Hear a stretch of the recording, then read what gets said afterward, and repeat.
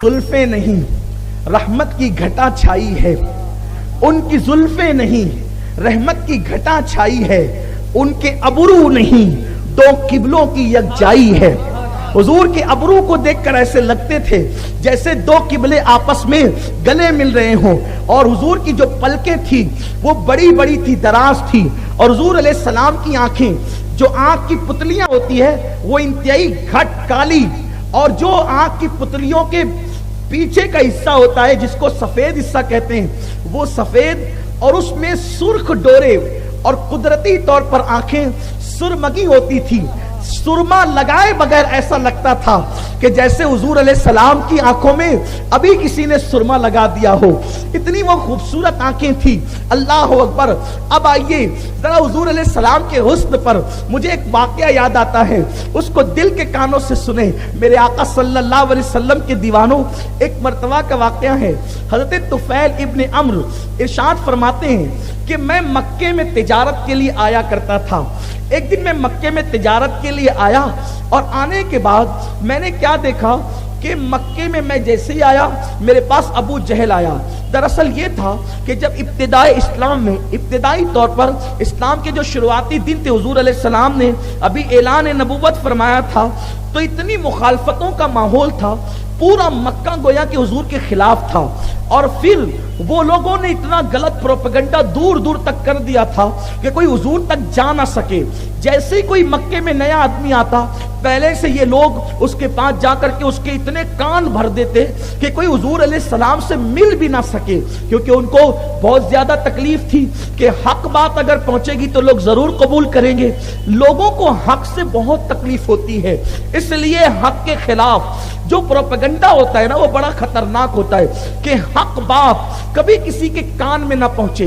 देखें आप, अक्सर आप देखते हैं अहले हक के खिलाफ हर दौर में प्रोपेगेंडा रहा है। मिलादुन नबी के हवाले से आज आप देखें बहुत सारे लोग हैं जो कहते हैं यार ये बिदात है, इसकी कोई हकीकत नहीं है, ये लोग क्यों इतना खर्च करते हैं, ये लोग क्यों इतनी फजूल खर्ची करते हैं। मैं कहता हूं ठीक है, आपकी बात हम कबूल कर रहे हैं, आप कहते हैं फजूल खर्ची। मैं कहता हूं ये बताएं एक मुसलमान मिलाद पे कितना खर्च करता होगा? 2000, 5000, 10,000, ठीक है ना, यही खर्च करते हैं। लेकिन आप साल में एक मरतबा मिलाद पे खर्च करने को फजूल खर्ची कहते हैं। लेकिन हर साल ईद उल फित्र पर जो लोग 4-4 हजार की जींस पैंट खरीदते हैं, कभी उस पर भी किसी ने तकरीर की है कि ये भी फजूल खर्ची है? हर साल जो है ईद उल फित्र पर जो है वो बाजार लगते हैं, लोग एक एक जूते की बजाय 4-4, 2-2 जूतों की जोड़ियां खरीदते हैं, उसके बाद 2-2, 3-3 टोपियां खरीदते हैं। मेरा ये फतवा नहीं है कि नाजायज और हराम है, लेकिन जो हजरात कहते हैं मैं उनको समझाना चाहता हूं। मेरे अजीज आप समझ नहीं रहे हैं, आपको नहीं पता है कि आपको किसी ने अगवा कर लिया है, आपकी फिक्र को किसी ने अगवा कर लिया है।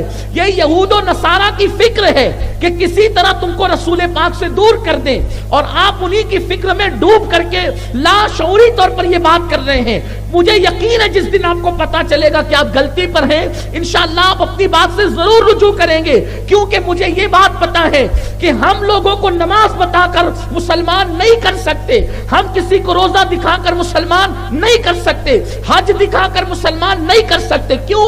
इसलिए कि हम नमाज वहां पढ़ते हैं जहां काफिरों की एंट्री नहीं है, हम हज वहां करते हैं जहां लिखा हो फकत लिल मुस्लिमीन, हुदूद हरम में तो मुसलमानों के सिवा कोई दाखिल नहीं होता।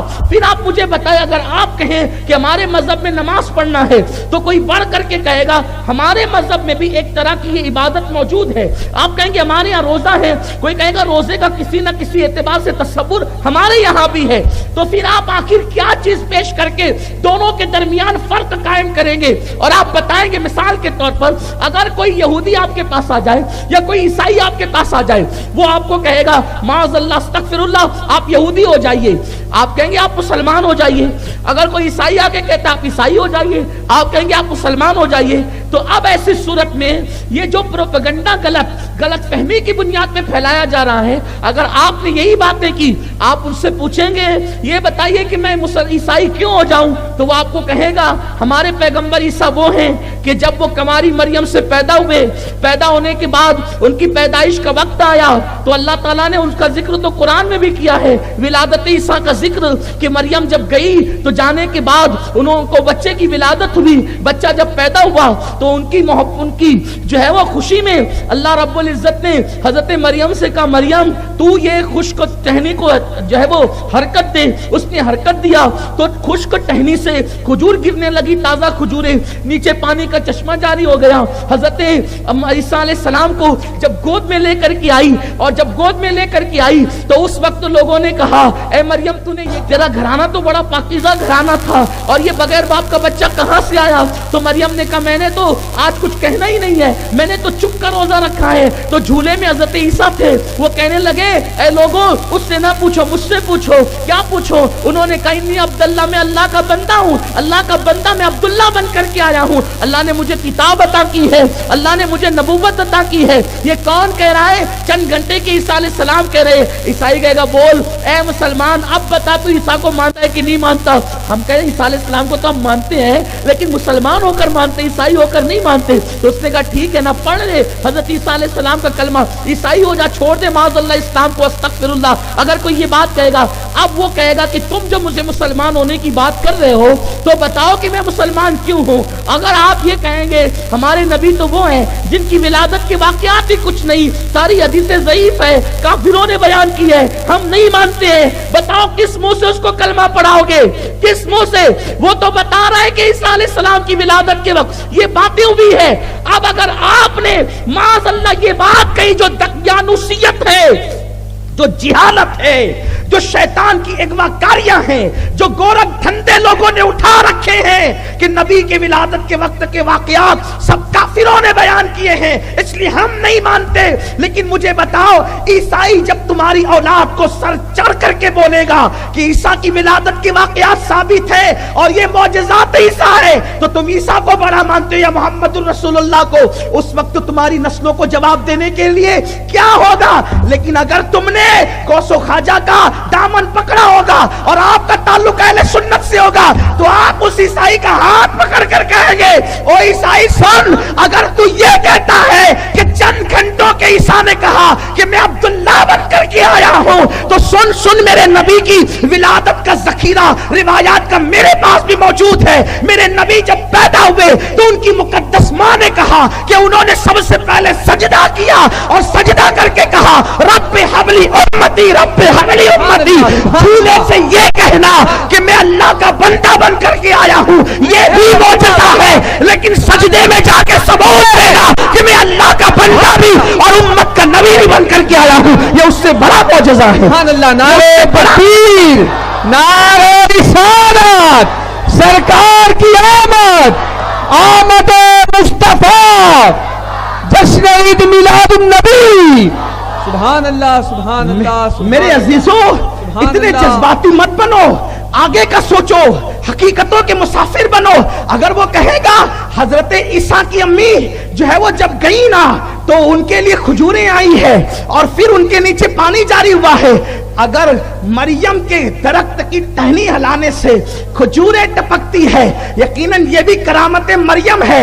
او عیسائی سن, یہ میرے نبی کی آمد کی بات ہے. وہاں تو ٹہنی ہلانا پڑتی ہے, اس کے بعد خود سے اٹھا کے کھانا پڑتا ہے, پانی لینا پڑتا ہے, خود سے پینا پڑتا ہے. مریم پر میرے ماں باپ قربان, لیکن جو جیسا ہے اس کی شان ویسی ہے. لیکن جب جانے مریم کی بات آئی نا, جانے مسیحا کی بات آئی نا تو پھر کیا ہوا؟ وہاں ٹہنی ہلانی نہیں پڑی. میرے نبی کی مقدس امی سیدہ آمنہ کہتی ہے جب میرے محبوب محمد کی آمد کا وقت آیا تو سر شام ہی سے میری چھت کھل گئی, آسمان سے لے کے میرے سر تک نور کی کندیلیں تھی. اور پھر اس دن کیا ہوا؟ مریم تو تنہا تھی اور تمنا کرتی تھی کاش آج سے پہلے میں مر کر ختم ہو گئی ہوتی, لیکن وہاں مریم تنہا ہے. اور حضرت آمنہ کہتی ہے جب میرے محبوب محمد کا وقت آیا تو اس وقت میں نے 4 عورتوں کو خدمت میں پایا, میں نے ان کو اس سے پہلے نہیں دیکھا تھا. ایک نے آگے بڑھ کے کہا گھبرانا, میں حوا ہوں آدم کی بیوی, آج تیری خادمہ بن کر کے آئی ہوں. دوسری نے کہا عمران کی بیٹی ہوں, عیسیٰ کی امی ہوں, مریم میرا نام ہے, آج تیری خدمت کے لیے آئی ہوں. توجہ تو کرے نا, ذرا غور تو کرے نا. بات آپ کہتے ہیں چھوڑو یار یہ باتیں, اس سے اسلام کا فائدہ ہے. نبی کی فضیلت بتانے میں اسلام کا فائدہ ہے. اگر میلاد پڑھنے میں اسلام کا فائدہ نہ ہوتا تو اللہ آل عمران میں میلاد کیوں بیان کرتا؟ اللہ آل عمران میں میلاد کیوں بیان کرتا؟ اور اگر میرے عزیز تجھے میلاد سے اتنی نفرت ہو گئی ہے تو پھر ذرا وہ صورتیں چھوڑ دیا کر تراویح